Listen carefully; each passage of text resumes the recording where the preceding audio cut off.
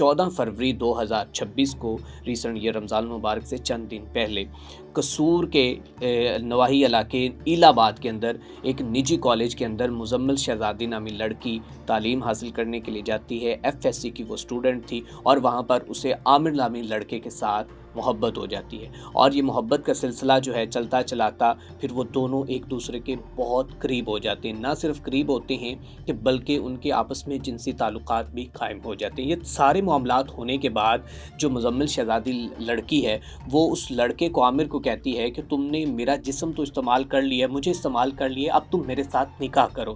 جبکہ لڑکا جو ہے وہ اس کو ہیلے بہانے کرتا ہے, کہتا ہے کہ میں آپ کے ساتھ فی الحال ابھی نکاح نہیں کر سکتا, تم مجھے کچھ پیسے دو. وہ لڑکی اس کو اپنی بالیاں بیچ کر دے دیتی ہے اور بالیاں بیچنے کے بعد پھر وہ مزید رقم کی اس سے کوشش کرتا ہے کہ میں اس سے مزید رقم نکلوا سکوں. وہ اور جتنا اس کے پاس ہوتا ہے, وہ خود ایک اسٹوڈنٹ ہوتی ہے, سو وہ جتنی رقم ہوتی ہے وہ اس کو دے دیتی ہے اور اس کے بعد وہ کہتی ہے اب میرے پاس کچھ بھی نہیں بچا. اب وہ لڑکا کہتا ہے کہ میں تمہیں کہہ رہا ہوں مجھے تم سے پیسے چاہیے. وہ لڑکا اسے پیسے ڈیمانڈ کرتا رہتا ہے. اینڈ آف دا ڈے وہ اس سے 4 لاکھ روپے کی ڈیمانڈ کرتا ہے. اور جبکہ اس سے پہلے کہانی یہ ہوتی ہے کہ لڑکی اس کی تمام بلیک میلنگ کے بعد آخرکار اپنے والد کو بتا دیتی.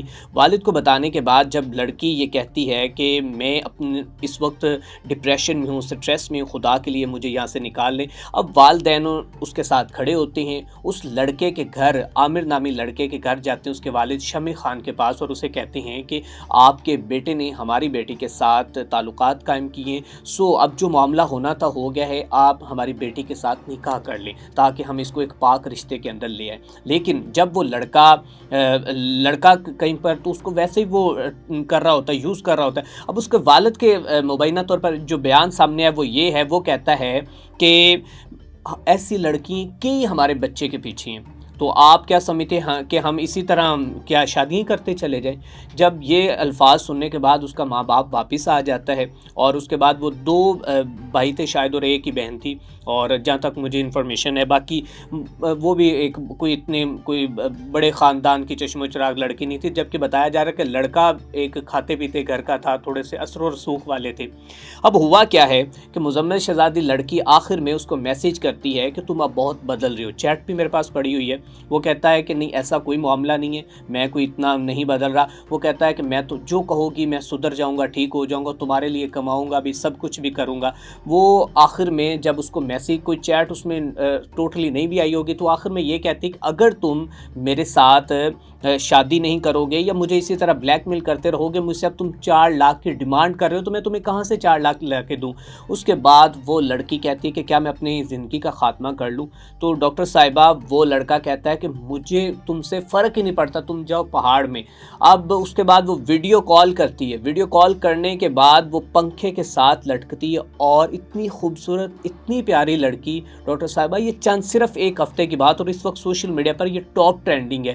اس کے بعد مزمل شہزادی لڑکی اپنی زندگی کی بازی ہار جاتی ہے اور وہ خودکشی کر لیتی ہے.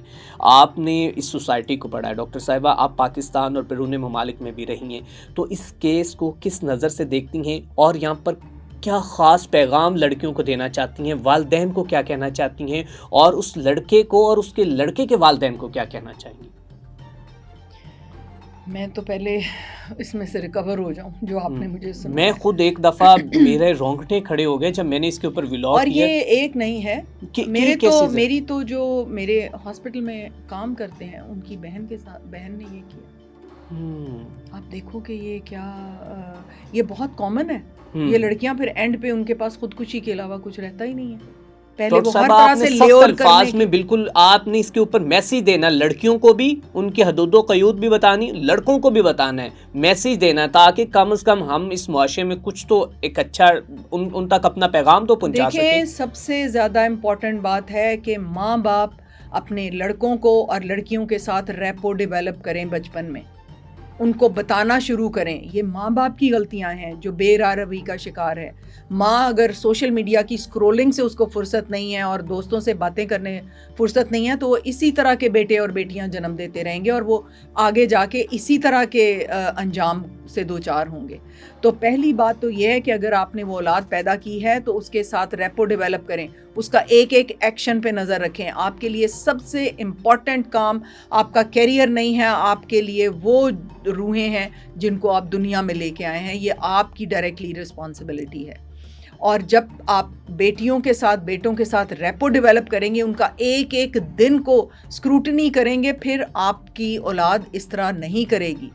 وہ اتنا کچھ ہو گیا اور ماں باپ بے خبر رہے، یہ کیسے ہو سکتا ہے کہ وہ راتوں کو غائب ہے یا دن کو غائب ہے، یا کالج میں بھی نہیں جا کے دیکھا کہ وہ کیا کر رہی ہے، وہ جنسی تعلقات کس سے کر رہی ہے، وہ پیسے کہاں بیچ رہی ہے، وہ بالیاں. یہ اتنے بے خبر ماں باپ تھے. ٹھیک ہے، تو یہ تو بہت غلط ہے یہ.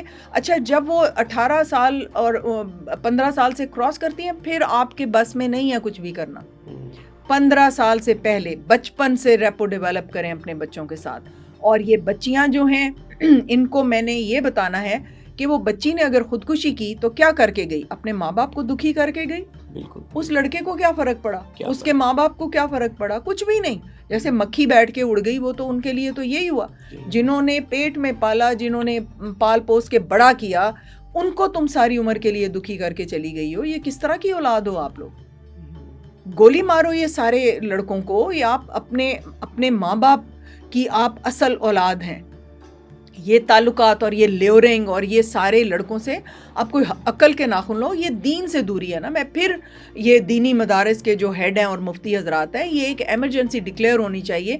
جتنی اخلاقی پستی ہمارے ملک میں آ گئی ہے، یہ ان کو ایک ایمرجنسی کی صورت میں اس کے اوپر ایکشن لینا پڑے گا. ٹھیک ہے، تو ڈاکٹر صاحب لڑکوں کو کیا کہنا چاہیں گی کہ لڑکی نے تو غلط کیا، اس نے اپنے والدین کو نہیں بتایا، تو ان جیسے حیوان نما انسان جو ہے جن کے اندر درندہ صفت ہوتی ہے، ان لوگوں کو کیا کہنا چاہیں گے کہ وہ اتنے وہ سخت دل ہو جاتے، وہ کہتے ہیں کہ مرو، جو مرنا ہے جو مرضی کرو؟ دیکھیں، درندہ صفت کا باپ کیسا تھا؟ وہ تو اس سے بھی بڑا درندہ تھا. اس کے نالج میں ہے کہ یہ بہت سی لڑکیاں اس کے پیچھے ہیں اور یہ بہت سی لڑکیوں کا فائدہ اٹھا رہا ہے. تو کیا کیا اس شخص نے؟